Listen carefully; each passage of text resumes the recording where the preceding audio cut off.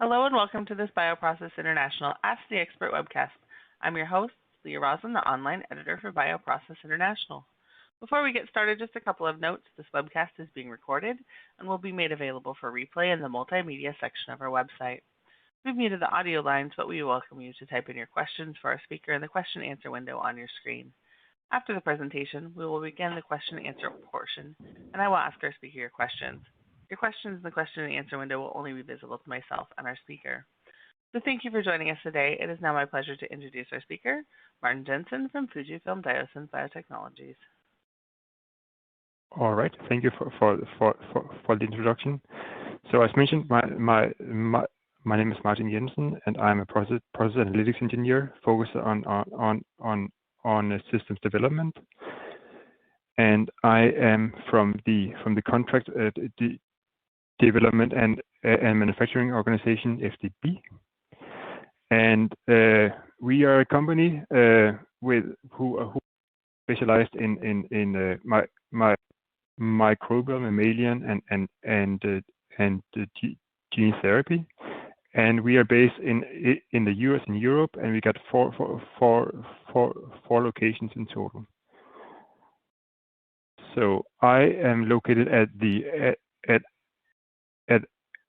Hillerød site in Denmark, which is a large-scale manufacturing site producing monoclonal antibodies, which are purified using low-pressure chromatography columns or LPCs. And these LPCs are checked. Their performance is checked using a check known as Chromatogram review. So the Chromatogram review is essentially looking at plots containing key parameters such as the conductivity and UV absorbance at the column outlet. So here are some examples where blue is a normal run and red is an abnormal run. So if we look at the plot on the left hand side, this is an example of a conductivity transition, which can be used to check for the column bed in integrity. So any changes to the shape of that transition may point to issues with the column bed in integrity. In the center, we see an example of a UV transition for impurities, which can be used to see any changes to the interaction between the resin and impurities. And on the right hand side, you can see an example of a product peak, which can show any changes to the interaction between the resin and the product. So previously on our side, we used to have this set up for doing the chromatogram review. So the operators would take the start and stop times for separate phases from our DCS system. They would then transcribe those times into BioProcess book to generate a plot. They would then subsequently print this plot, and then they would do a review of the printed chromatogram versus an SOP. So after completed review, they would then do some annotations and sign the paper, and finally add it to the batch documentation. So with that setup, they would generate one page per phase, per cycle, per batch. So that total around 10,000 pages printed per year. And per page, our estimate is that they would spend 5 minutes doing work which didn't add any value. And so after the initial chromatogram review, the same chromatograms would then be passed through several cycles of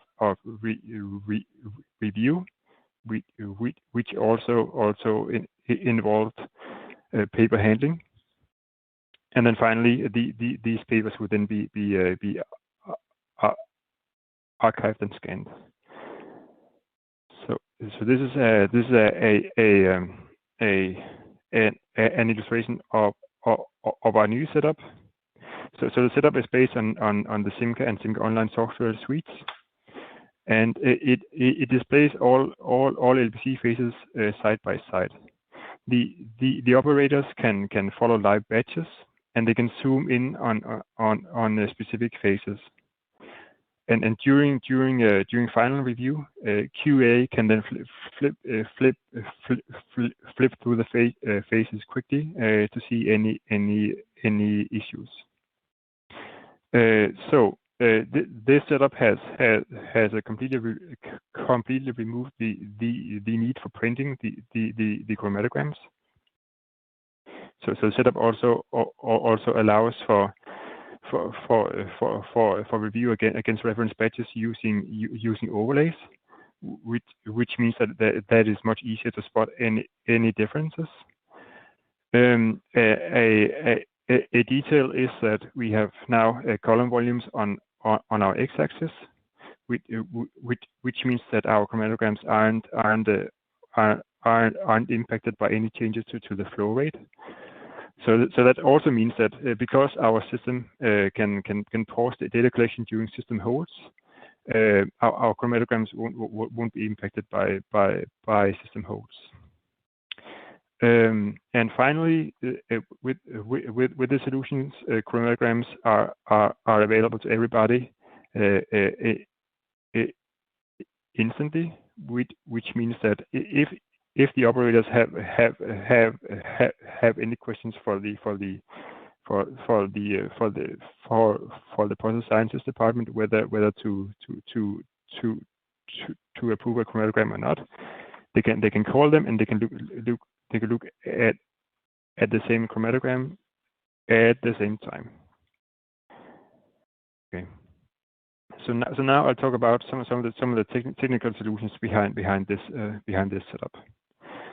So we got the following connections. So we are pulling data from our DCS systems to our data historian system, which is Pi.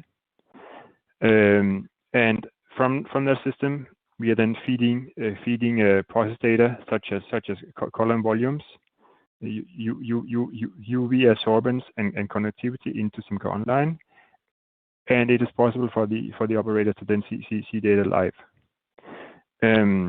So we are also able to make this data available to our partners via Citrix. So that means that our partners have got a window into our process to be able to see their batches being processed in real time. And as a side note, I can mention that we are using the same solution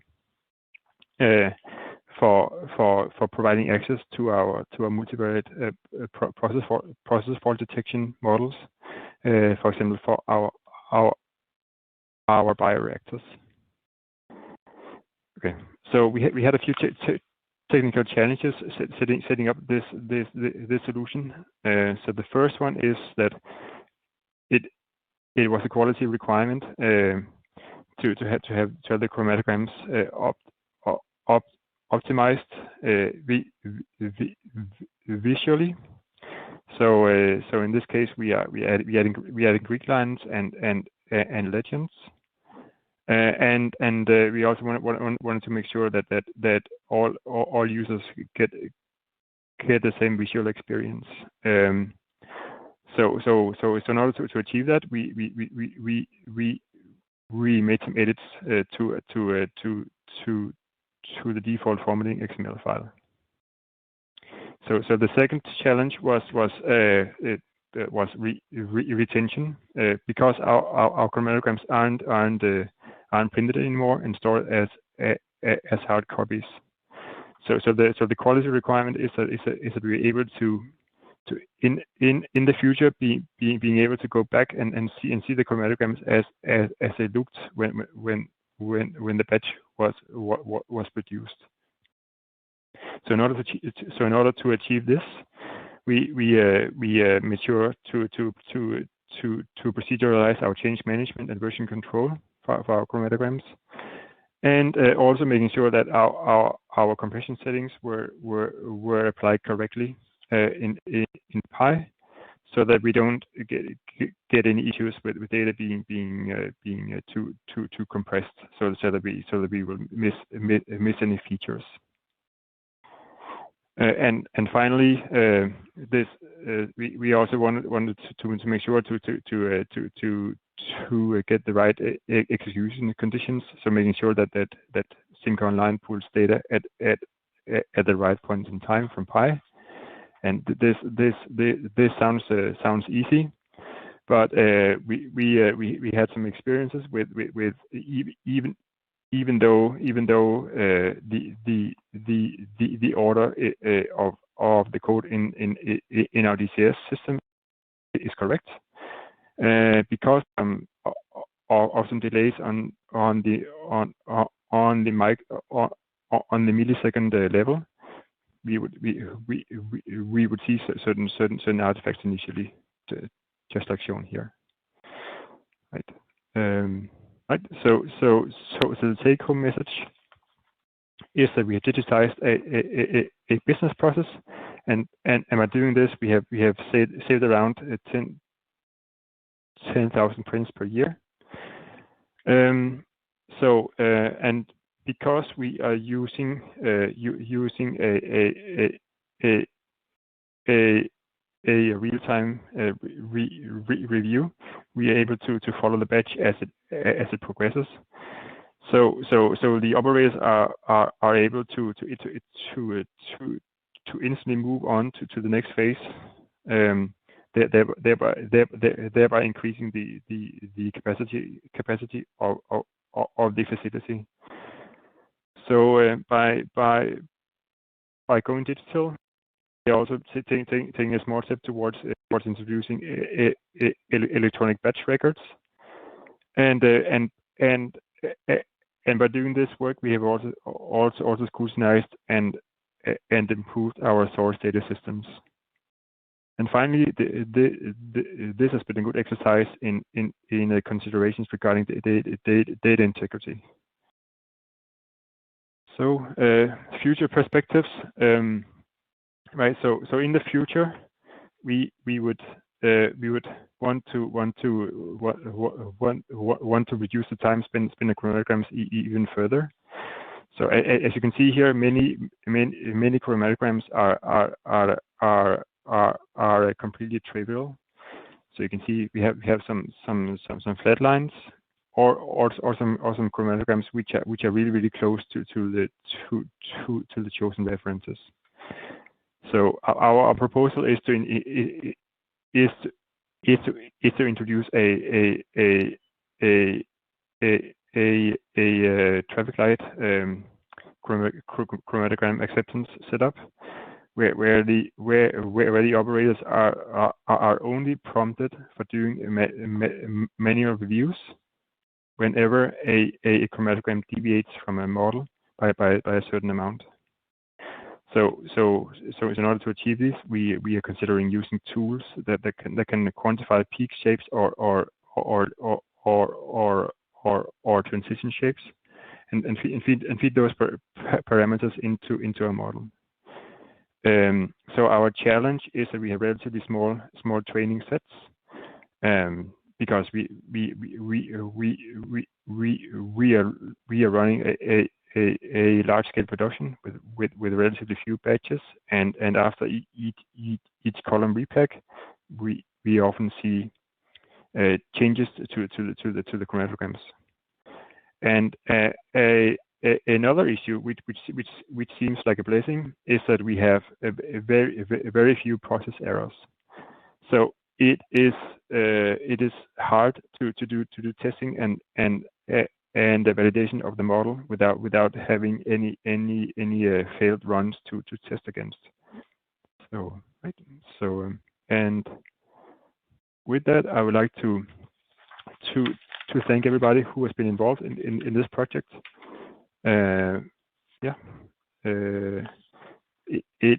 It has been a project which requires a lot of work from different departments in order to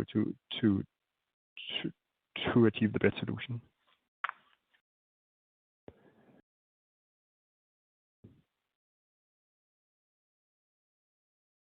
Okay, great. Thanks, Martin.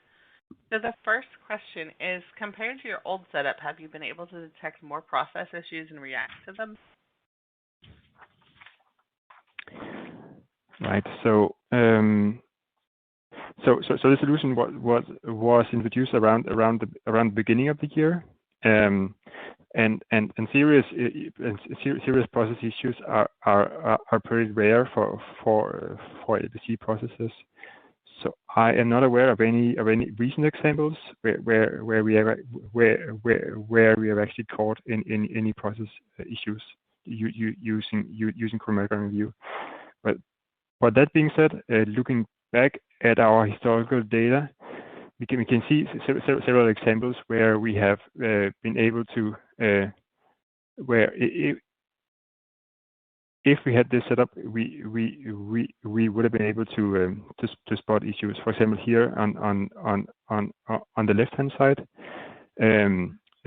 if we didn't have the overlays, the operators wouldn't have been able to see the slight differences between the normal and abnormal transitions of the conductivity. Okay. And how do you select your reference batches? If there are process changes, can you add or remove reference batches? Is it done with the change control? Right. Yeah. So that's done using change control. So we basically just add reference batches from previous runs by taking them from our Pi system and putting them into Simca, and then pushing those new projects to Simca Online. Okay. What are your thoughts on putting your trust in the model to perform as well as an operator? Okay. Yeah. I mean, so as mentioned, it may be challenging to test and validate the model due to the small amount of data for failed runs. So in other words, it is difficult to present our model with test data from a failed run and then prove that it actually flags the chromatogram review as failed. So whether or not we actually choose to validate that, our solution would have to go through a risk assessment, and we would probably choose some pretty conservative acceptance criteria, meaning that the chromatogram would only be automatically approved if it deviates very little from the model. So the result, of course, could be that the operator is presented to a lot of chromatograms still. So in order to not introduce any extra workload or wait times, we would have to make a setup that is super flexible when it comes to just being able to proceed. Okay. We have a lot of really great questions. I'm looking at these. But we really only have time for one more out loud for this webcast. All of your questions will be passed to Martin, and he will be able to follow up with you directly. But the last question is, how far are you regarding the tools for peak and transition analysis? Can you elaborate if it's similar to the analysis tools used for fermentation, or is it different? So we haven't started looking into it much yet, but I would say that for that solution, we will probably look into certain segments of the chromatogram. So, for example, here we would define a certain range of column volumes to look at, and then basically do a fit to the chromatogram and get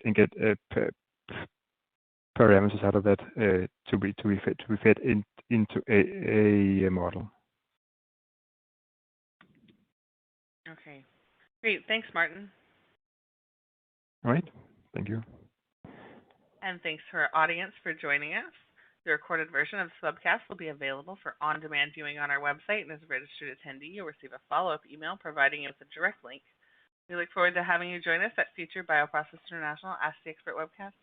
Look for those announcements in your inbox. Goodbye.